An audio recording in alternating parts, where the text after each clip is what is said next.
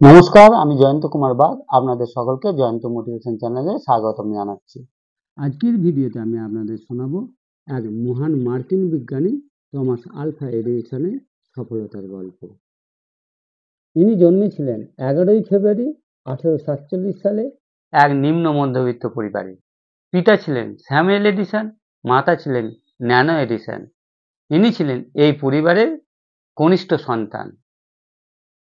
ছোটবেলা থেকে তিনি ছিলেন খুব রোগগ্রস্ত এবং ছোটবেলাটা তার খুবই কষ্টের মধ্যে দিয়ে কেটেছিল। তাকে যখন প্রথমে স্কুলে ভর্তি করানো হয়েছিল, তখন তিনি স্কুলের শিক্ষকদের প্রায় অবাস্তব প্রশ্ন করে বসতেন। এর জন্য তাকে স্কুল থেকে বিতাড়িত করা হয়েছিল।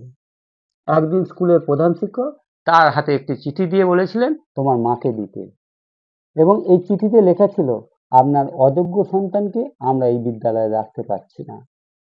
যখন তিনি তার মায়ের হাতে চিঠিটা দিয়েছিলেন এবং জিজ্ঞাসা করেছিলেন এই চিঠিতে কি লেখা আছে, তার মা বলেছিল, তোমার মতো মেধাবী ছাত্রকে পড়ানোর মতো ওই স্কুলে অভিজ্ঞ শিক্ষক নেই, তাই তোমাকে শহরের কোনো ভালো স্কুলে পড়াতে বলেছে।